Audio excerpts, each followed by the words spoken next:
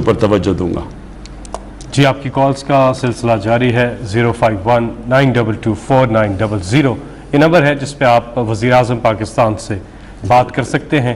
ہم اگلے کالر کی جانب جائیں گے، لیکن گزارش یہ ہے کہ اپنی بات کو مختصر رکھیے گا اور جو بھی آپ کا سوال ہو وہ فوراً کر لیجئے تاکہ زیادہ سے زیادہ ہم کالرز کو پروگرام میں شامل کر سکیں. جی السلام علیکم.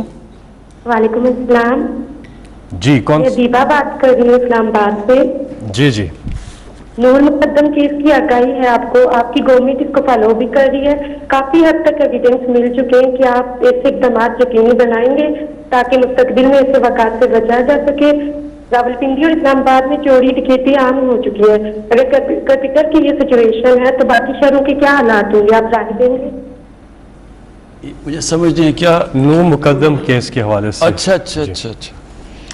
دیکھیں یہ جو نور کا کیس ہے یہ میں خود پہلے دن سے فالو کر رہا ہوں.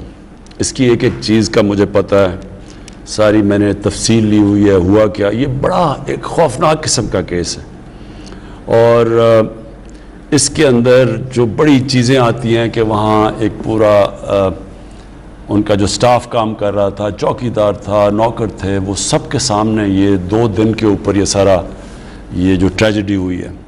تو میں نے اس کی ایک تفصیل لی ہے. اس میں یہ میں صرف آپ کو بتا دوں کہ لوگ کہتے ہیں کہ جی وہ بڑے مضبوط خاندان سے ہے جو وہ قاتل ہے اور وہ شاید بچ نہ جائے. یہ میں آپ کو بتا دوں کہ بچنے کوئی نہیں لگا اس میں. اگر وہ ڈیول نیشنل بھی ہے اور اگر کوئی سمجھ رہا ہے کہ وہ امریکن اس کی سٹیزن شپ ہے وہ بچ جائے گا، وہ بچنے نہیں لگا. یہ میں آپ کو کہہ سکتا ہوں. لیکن یہ میں ضرور کہوں گا کہ اس سے سارے سب کو یعنی ایک دم ایک شوق ملا ہے کہ وہ نور جو جس طرح ہماری اپنی بیٹی اس سے ہو، ہم جب سوچتے ہیں تو اس کا ایک ایسا صدمہ سب کو ملا ہے. یہ اس کا بڑا امپیکٹ کیا ہے.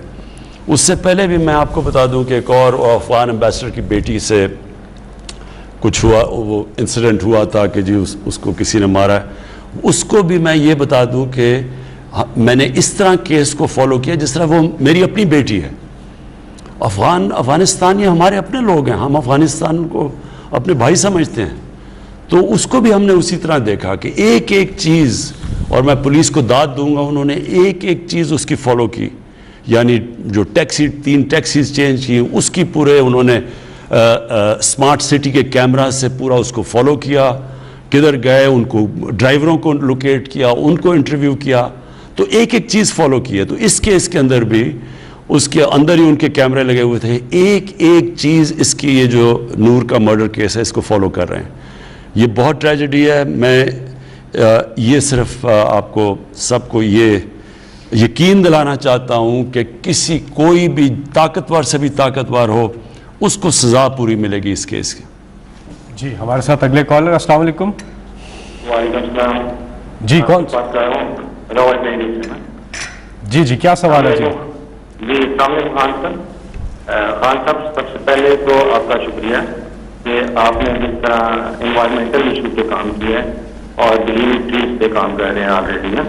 اس کا سب سے بڑا فائدہ جو ہمارے لیے نظر آ رہا ہے وہ انشاءاللہ ہماری نیکسٹ جنریشن کو ہوگا. تو آپ فرسٹ لیڈر ہیں جو اس بارے میں سوچ رہے ہیں نا. تو thank you very much for اس کے لیے نا. سر میرا سوال یہ ہے کہ آج کل ریزیڈینشیل ایریاز کے اندر کمرشل ایکٹیویٹیز بہت زیادہ ہو رہی ہیں. جس طرح میں جس علاقے سے بلانگ کرتا ہوں وہ راولپنڈی کا ایریا ہے امرپورہ نا. تو یہاں پہ گھر میں بیسیکلی فرنیچر کے کارخانے کھل رہے ہیں اور اس کے ساتھ ساتھ ہمارے جو گاڑیوں کے ویئر ہاؤسز وغیرہ کھل رہے ہیں نا، جس کی وجہ سے ہمارے پورے ایریا میں نا ریزیڈنٹ کو بہت زیادہ مشکلات کا سامنا ہے.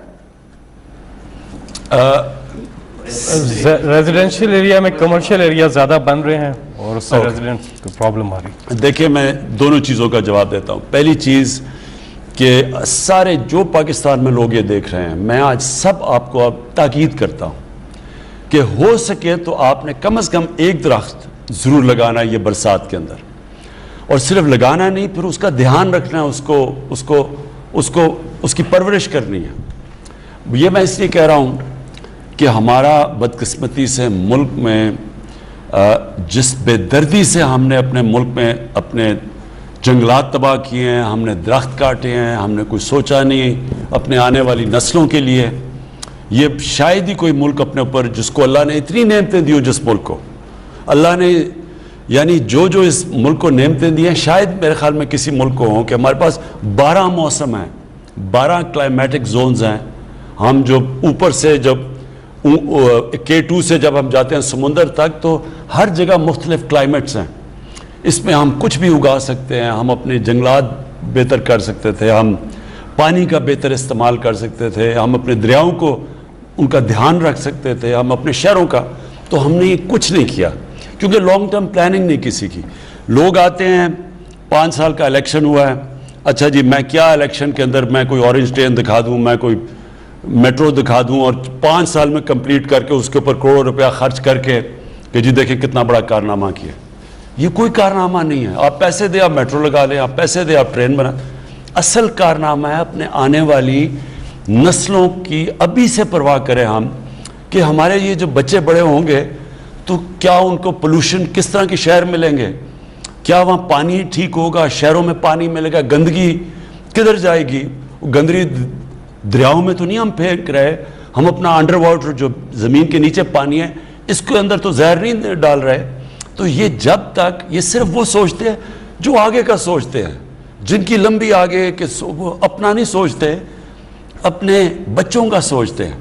इसलिए जो हमारा इस वक्त पाकिस्तान में जो हम 10 अरब दरख्त लगा रहे हैं, ये हम अपने बच्चों के लिए लगा रहे हैं, अपनी नस्लों के लिए, अपने मुल्क को, और ये इस अल्लाह का शुक्र अदा कर रहे हैं उसकी नेमत का ध्यान रखते हुए, जो नेमत है पाकिस्तान। तो मैं सबको कहूँगा दरख्त लगाएं, इसमें शिरकत करें पूरी तरह।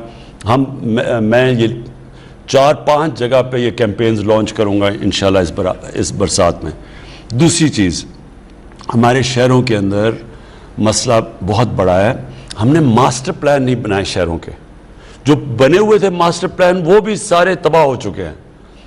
इस्लामाबाद में ज़रा आप अगर देख रहे हो तो मैं आपको बताऊं कि किस तरह हमने क्योंकि सोचा समझा नहीं तो हुआ क्या इस मुल्क के साथ। इस्लामाबाद एक वाहिद प्लान सिटी थी पाकिस्तान की, जिसमें पता था हरे इलाके किधर हैं, सड़कें किधर बनेंगी, घर किधर बनेंगे, कमर्शियल एरियाज़ किधर हैं। वो मास्टर प्लान बना हुआ था। वो मास्टर प्लान की इतना धज्जियाँ उड़ाई गई कि आज आप ये देखें कि 1960 से 2010 तक जितनी भी इस्लामाबाद में डेवलपमेंट हुई थी, 2010 से लेके 2020 तक उतनी डेवलपमेंट 10 सालों में हो गई है। हमारे ग्रीन एरियाज चले गए हैं, यहाँ से लेके मरी तक जाएं तो रास्ते में सारी कंस्ट्रक्शन शुरू हो गई है। किसी ने ये नहीं देखा कि पानी किधर से आएगा, किसी ने ये नहीं देखा गंदगी किधर जाएगी, वो सारी रावल लेक में चली जाती है या जो जाता है पिंडी के लिए। तो अब मैंने हर जगह ऑर्डर किया है कि हर शहर के मास्टर प्लान बनेंगे। मास्टर प्लान का मतलब ये है कि शहर एक हद से आगे नहीं फैलेगा, क्योंकि हमारे हरे इलाके ख़त्म होते जा रहे हैं, उनको रोक देंगे शहरों को। शहर बजाय इधर जाने के ऊपर जाएंगे, जो सारी दुनिया में है। अब दुबई है, दुबई ऊपर गया हुआ है, अगर दुबई फैल जाए तो वो कहाँ से कहाँ पहुँच जाए। जिस तरह न्यूयॉर्क है, अब न्यूयॉर्क ऊपर गया हुआ है, अगर न्यूयॉर्क को इस तरह फैलना शुरू हो जाए तो वो न्यूयॉर्क में तो कभी ना वो पानी दे सकते हैं, ना बिजली दे सकते हैं, ना अम्यूनिटीज़ दे सकते हैं। लिहाजा हमारे अब शहरों को हमें रोकना पड़ेगा। और फिर जिधर हमने देखा नया शहर बनाएंगे, जिस तरह रावी सिटी बना रहे हैं लाहौर में। रावी सिटी का मकसद क्या है? पहले तो रावी को बचाना। रावी एक गंदा नाला बन चुका है, उसको डैम करके उसका पानी ऊपर ला के लेक बना के, ताकि लाहौर का पानी नीचे जा रहा है। लाहौर में थोड़ी देर में टैंकर माफिया आ जाएगा, जिस तरह कराची में, क्योंकि वहाँ पानी इतना नीचे चला गया। इसलिए पहले लेक बना रहे हैं ताकि ग्राउंड वाटर ऊपर जाए, फिर उसको ऊपर लेके जा रहे हैं, शहर को मॉडर्न सिटी बना रहे हैं, फिर वहाँ पूरा जंगल उगा रहे हैं साथ, ताकि वहाँ पोल्यूशन कम हो, ताकि वो ऑब्जॉर्ब करे पोल्यूशन। इसी तरह कराची में हमने बंडल आइलैंड का सोचा हुआ था, बदकिस्मती से सिंध की हुकूमत उसने उसको हमें बनाने नहीं दे रही, और वो मुझे कुछ समझ नहीं आती, क्योंकि सारा फ़ायदा सिंध का है, पैसे भी सिंध में, नौकरियां भी सिंध में, फ़ायदा भी कराची का, जो बच जाएगा कराची भी फैलता जा रहा है। कोई वजह है जो उन्होंने रोका हुआ है। लेकिन शहरों को अब हमें रोकना पड़ेगा, मास्टर प्लान्स बनाने पड़ेंगे, ग्रीन एरियाज़ वहाँ بچانے پڑیں گے وہ بھی غائب ہو گئے ہیں. اور پھر ویسٹ ڈسپوزل یعنی گندگی کدھر جائے گی, اس کی پھر ٹریٹمنٹ پلانٹس, جو کہ اب لاہور میں 3 ٹریٹمنٹ پلانٹ بنائیں گے اور وہ ٹریٹ کر کے پانی راوی میں ڈالیں گے, راوی بھی بہتر ہو جائے گا اور پھر جو گراؤنڈ واٹر ہے وہ بھی بچ جائے گا. جی وزیر اعظم صاحب ایک اور سوال آیا سوشل میڈیا پہ, کہہ رہے ہیں سیالکوٹ کا بائی الیکشن اور آزاد کشمیر کے الیکشن اپوزیشن دعویٰ کرتی ہے کہ دھاندلی سے آپ جیتے ہیں. دیکھیں یہ میں پھر سے جب میں کرکٹ کھیلتا تھا تو میری ساری کرکٹ اپنے اپنے امپائر ہوتے تھے, جو ملک میں کرکٹ کھیلو اس کا اپنا امپائر ہوتا تھا. تو جو ٹیم ہارتی تھی وہ زیادہ تر کہتی تھی دھاندلی ہوئی ہے, اور ہو بھی سکتی ہے, ہوتی بھی تھی. کئی دفعہ جو ہارتا تھا اس کو بہانہ مل جاتا تھا, کیونکہ جب ملک سے باہر جاتے تھے کہ اگر مضبوط ٹیم کے خلاف کھیلنا ہو تو آپ کہتے تھے جی ہم جیتیں کیسے, وہاں تو امپائر ان کے اپنے ہیں. اور پاکستان کبھی ہندوستان میں نہیں جیتا تھا, ہندوستان کبھی پاکستان میں نہیں جیتا تھا, کیونکہ ہمارے اپنے اپنے امپائر تھے. اور مجھے اس چیز کا بڑا فخر ہے کہ میں واحد وہ کیپٹن ہوں جو ٹیم لے کے گیا ہندوستان, اور ان کے امپائروں کے باوجود ہم جیت کے آئے. تو وہ کبھی ان دنوں میں ناممکن ہوتا تھا. تو اس لیے ہم نے پھر کیمپین کی نیوٹرل امپائرز کے لیے, اور میں نے وہ کیمپین لیڈ کی. اور پاکستان وہ ملک تھا جس نے پہلی دفعہ دنیا کی تاریخ میں نیوٹرل امپائرز لے کے آیا 1986 میں.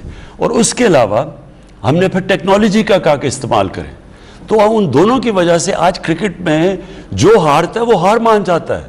ہمارے زمانے میں ہار وہ کہتے تھے امپائروں نے ہرا دیا. اب یہی ہو گیا پاکستان میں.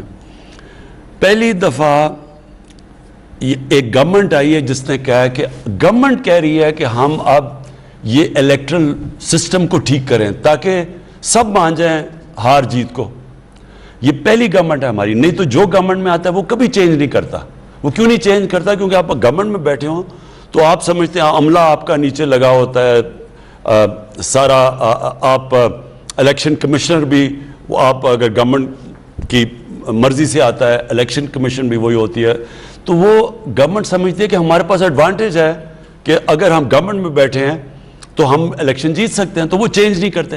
ہماری پہلی گورنمنٹ آئی ہے جس نے ہم نے پوری کوشش کر کے محنت کر کے دیکھا کہ کیسے ہمارا الیکٹرل سسٹم ٹھیک ہو سکتا ہے. اور ہم ایک نتیجے پہ آئے ہیں کہ ایک ہی طریقہ ہے کہ الیکٹرانک ووٹنگ مشینز ہم لے کے آئیں. اس سے ہوگا جتنے بھی ہمارے مسئلے سب ختم ہو جاتے ہیں. ہمارے مسئلے شروع ہوتے ہیں ووٹنگ کے بعد, اور جب تک رزلٹ آتا ہے اس کے بیچ میں سارے دھاندلی جو کہ بیگز کھل جاتے ہیں, وہ ڈبل سٹیمپ کر دیتے ہیں, وہ فارم 40 نہیں بھرتا, یعنی ساری چیزیں وہاں.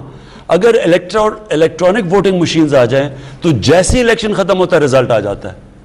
تو اب اتنی محنت سے ہم نے کام کیا ہے, 1 سال سے ہم لگے ہوئے ہیں اپوزیشن کو کہنا کہ یہ ہمارا سسٹم ہے, ہمارے ساتھ مل کے ریفارمز کرو. 1 سال سے وہ ہمیں ٹائم ہی نہیں دے رہے. وہ کہتے ہیں ہم مانتے نہیں ہیں اور نہ خود کو تجویز دیتے ہیں نہ ہماری مانتے ہیں. اب آزاد کشمیر کا الیکشن, ان کے امپائرز, ان کی سٹنگ گورنمنٹ, یہاں تو کیئر ٹیکر گورنمنٹ کرتی ہے, سٹنگ گورنمنٹ نون لیگ کی نے الیکشن کروایا. سارا عملہ ان کا, پولیس انہوں نے وہاں لگائی ہوئی ساری جگہ, الیکشن کمیشن ان کی مرضی کی. پھر ہاں, جو سینئر ممبر الیکشن کمیشن کا تھا وہ نون کے وزیر اعظم کا ہم زلف تھا. تو پھر دھاندلی کیسے ہو گئی؟ دھاندلی تو جب تک الیکشن کمیشن آپ کے ساتھ نہیں ملتی دھاندلی نہیں ہو سکتی. تو وہ پھر سیالکوٹ کا الیکشن ہو گیا, اب وہ بھی ہار گئے ہیں اور وہ ان کا گڑھ تھا. ہاں, یہ فواد چودھری ریمائنڈ کر رہے ہیں کہ دھاندلی کے الزامات آزاد کشمیر میں کدھر سے لگائے گئے؟ وزیر اعظم نے بیٹھ کے وزیر اعظم ہاؤس سے لگائے ہیں. تو یہ ایسی بھی دھاندلی کبھی نہیں دیکھی تھی کہ وزیر اعظم بھی آپ کا, عملہ بھی آپ کا. تو وہ اس کا حل ایک ہے, الیکٹرانک ووٹنگ مشینز, اور اس کے اوپر ہم نے پورا زور لگا دیا ہے. ہم نے اس کے اوپر اپنی ہماری جو سائنس اور ٹیکنالوجی کی منسٹری انہوں نے ڈیولپ بھی کر دی ہے. ہم سارے میڈیا کو دکھا رہے ہیں. ہم بلکہ چاہتے ہیں کہ سارے جو میڈیا کے الیکشنز ہیں, جو بارز کی الیکشنز ہیں, سارے وہ الیکٹرانک ووٹنگ مشین سے کروائیں.